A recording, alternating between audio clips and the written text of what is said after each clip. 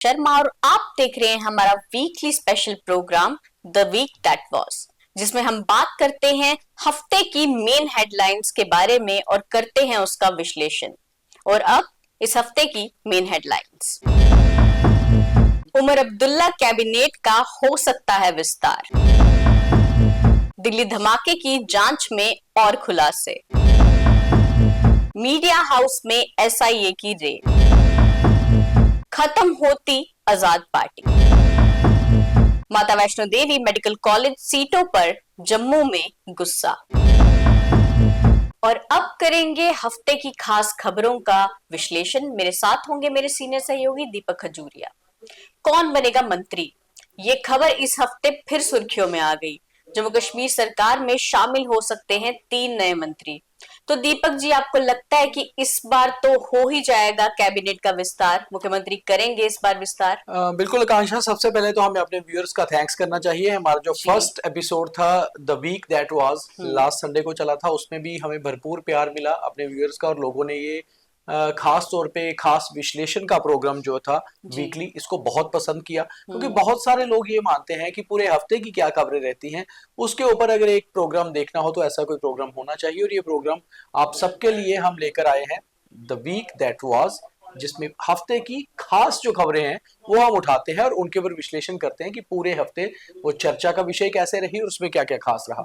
तो आज जैसे आकांक्षा ने पहली बात ये कही कि कैबिनेट का विस्तार हो सकता है, ये खबर भी इस हफ्ते जो है चर्चा में रही कि वापस, क्योंकि बड़गाम हारने के बाद, नगरोटा हारने के बाद, कि शायद नेशनल कॉन्फ्रेंस को अब लग रहा हो कि लोगों में ज्यादा जाना चाहिए और उसके लिए 6 मंत्री मुख्यमंत्री समेत बहुत कम होते हैं जी। तो शायद कैबिनेट का विस्तार जल्दी हो जाए। मगर मुझे लगता है कि अभी भी कुछ समय शायद मुख्यमंत्री लेंगे ये विचार करने में कि आखिर उन्हें किन अब नेताओं को, किन विधायकों को मंत्री परिषद में जगह देनी है। और इसके लिए मुख्यमंत्री उमर अब्दुल्ला से ज्यादा जो से होगी, जो ज्यादा मत रहेगा, वो नेशनल कॉन्फ्रेंस के प्रेसिडेंट डॉक्टर फारूक अब्दुल्ला का रहेगा। अगर देखा जाए तो वैसे तो बहुत पुराने चेहरे ऐसे हैं पार्टी के अंदर जो विधायक के तौर पे जीते भी हैं और उन्हें जगह मिलनी भी चाहिए।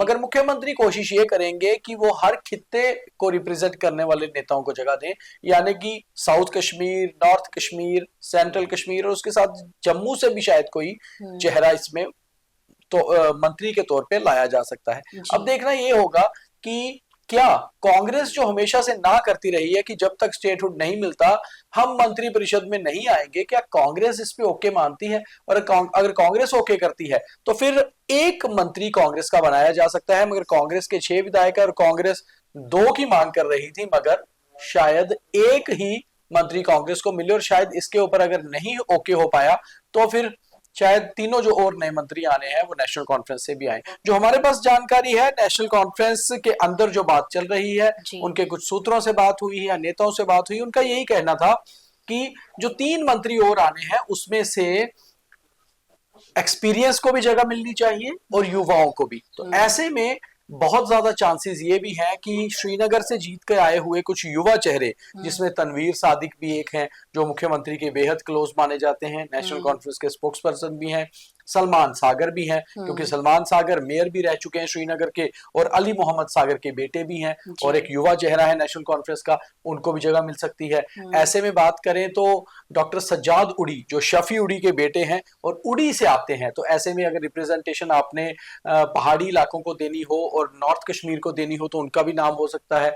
ऐसे में कुछ अगर खास तौर पे साउथ कश्मीर से कोई चेहरा लाना हो तो ऐसे में पहलगाम के जो विधायक हैं उनका भी नाम आ सकता है। तो अब देखना ये होगा कि उमर अब्दुल्ला नए मंत्रियों का चयन किस तरह करते हैं, और क्या एक्सपीरियंस और पार्टी में जिसका दबदबा है या जो युवा चेहरे हैं उनका एक मेल जोल करके 3 मंत्री बनाते हैं, या फिर उमर अब्दुल्ला अभी इसको और डिले करते हैं, ये देखना बहुत अहम होगा। मगर हाँ, ये खबर इस हफ्ते चर्चा का विषय रही है और बहुत ज्यादा चांसेस भी हैं कि शायद 3 मंत्री बहुत जल्दी नेशनल कॉन्फ्रेंस लेकर आ जाए।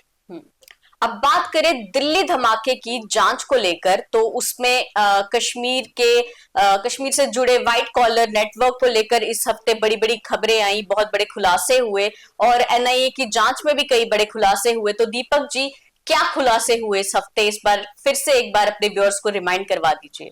आकांक्षा, दिल्ली धमाका एक ऐसी घटना थी जो 10 नवंबर को हुई कि उसने कहीं ना कहीं देश को दहला के रख दिया। जी। वो इसलिए क्योंकि हमें उम्मीद ही नहीं थी कि अब जिस तरह की सिक्योरिटी स्ट्रिक्टनेस है कि दिल्ली में कुछ आतंकी ऐसा कर सकते हैं, मगर उसके ऊपर जब एनआईए को जांच सौंपी गई और एनआईए ने काफी खुलासे भी किए। पिछले हफ्ते के बाद इस हफ्ते और खुलासे हुए, जिसमें कि एक कश्मीर का डॉक्टर कपल और पकड़ा गया और ये पता चला कि जो डॉक्टर है उनकी पत्नी भी उसमें इन्वॉल्व थी, वो रेडिकलाइजेशन में काफी इन्वॉल्व रही है। उसके साथ साथ जिस तरह से उमर को लेकर, जो उमर नबी था जो आतंकी था जिसने दिल्ली धमाका किया, उसके जो बाकी डॉक्टर्स से रिलेशन थे उनको लेकर भी काफी कुछ आगे आया।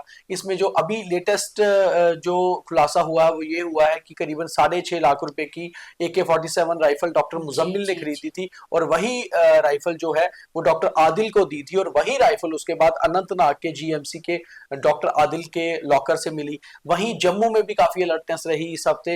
ये सारी खबरों को देखते हुए जम्मू में जो मेडिकल विभाग है उन्होंने काफी सारे डॉक्टर्स के लॉकर्स चेक किए, क्योंकि जो जानकारी आ रही थी कि ये जो दो इस डॉक्टर्स का नाम आ रहा था, खासतौर पे डॉक्टर उमर और एक और, ये दोनों डॉक्टर जम्मू के ही एक निजी मेडिकल कॉलेज से इन्होंने अपनी डिग्रीज 2012 और 2014 में की हुई हैं। तो ऐसे में एनआईए के काफी सारे खुलासे ऐसे हुए जिनसे एक चीज बिल्कुल साफ होती है कि हमारी इलीट जांच एजेंसी है एनआईए और वो बहुत बेहतर तरीके पर काम कर रही है। वहीं इस हफ्ते एक और इसमें एडिशन हुआ कि एनआईए के साथ साथ ईडी ने भी अपना रोल निभाया और अल फलाह यूनिवर्सिटी के जो मैनेजमेंट है उनके घरों पे रेड्स की।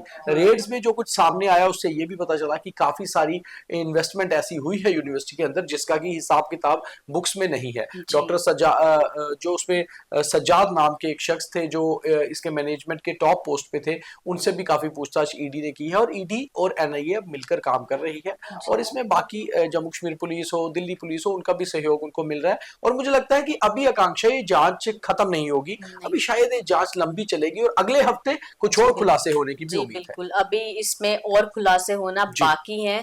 ये नेटवर्क कितना बड़ा है उसका अंदाजा हम खुलासों से ही लगा सकते हैं। बिल्कुल। अब एक और खुलासे की बात करते हैं। जम्मू कश्मीर का एक रेप्यूटेड मीडिया हाउस है कश्मीर टाइम्स, उधर भी एसआईए की रेड पड़ी और उसमें बहुत सारे खुलासे हुए हैं।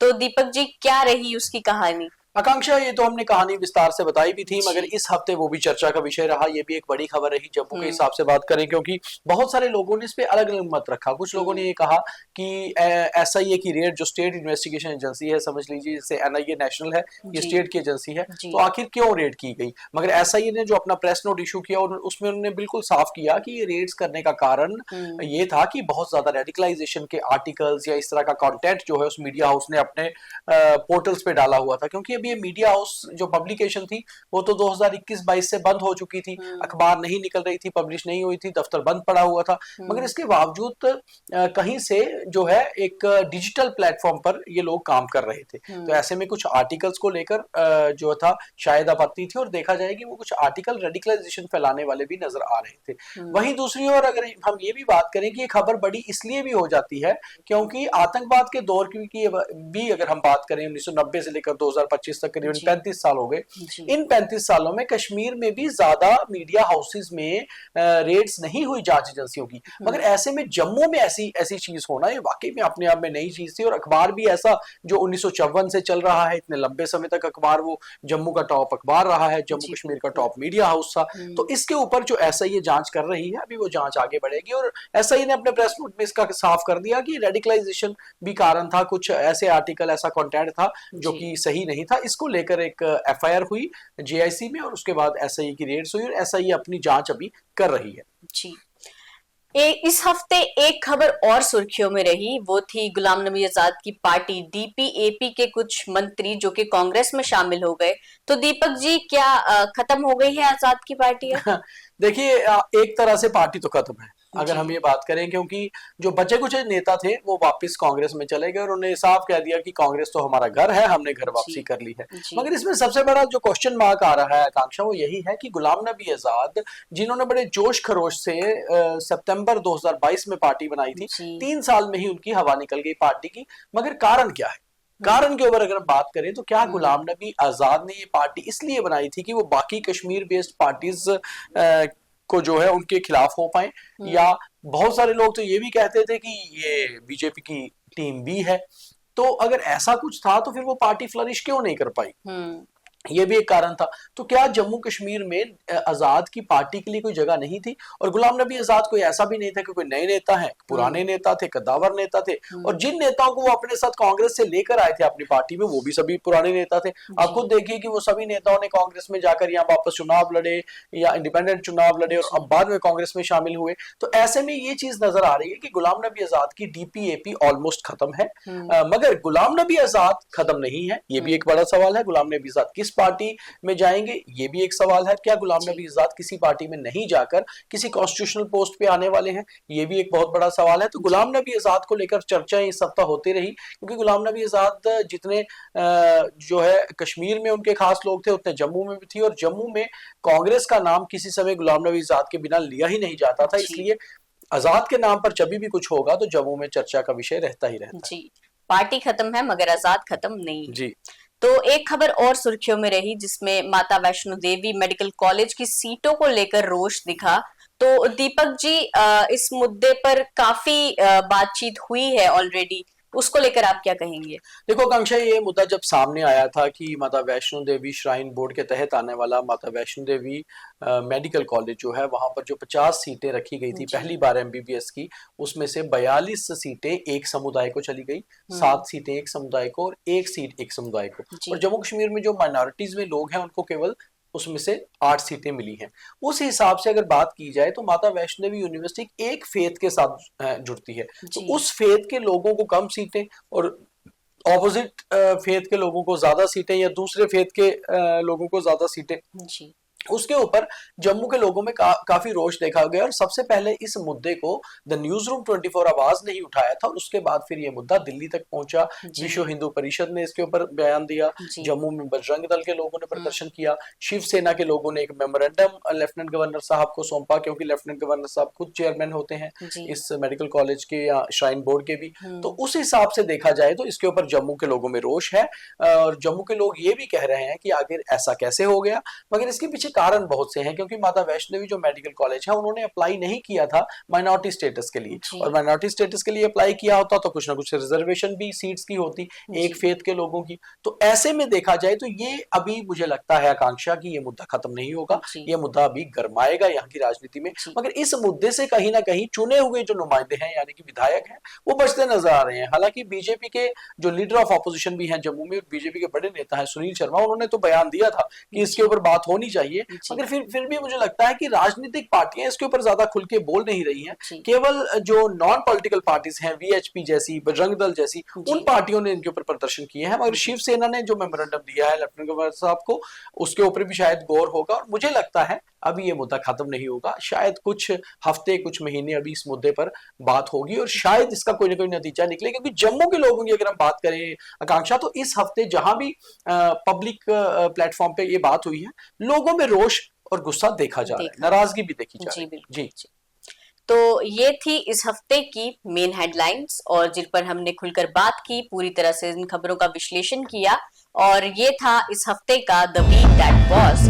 बाकी तमाम खबरों के लिए देखते रहे न्यूज रूम 24 आवाज। जय हिंद। और आप लोगों ने अगर हमारे चैनल को अभी तक लाइक सब्सक्राइब नहीं किया है तो वो भी कर लीजिए, और खास तौर पे इस प्रोग्राम को ज्यादा से ज्यादा शेयर करिए, क्योंकि अगर आपने पूरे हफ्ते कुछ मिस किया है तो आपको इस खास तौर पे खास प्रोग्राम में ये पता चल जाएगा कि इस हफ्ते जम्मू कश्मीर की खास सुर्खियां क्या रही। और मुझे और मेरी सहयोगी आकांक्षा को इजाजत दीजिए। हमारा बीटीएच जो हर रोज शाम 8 बजे आता है वो भी देखते रहिए।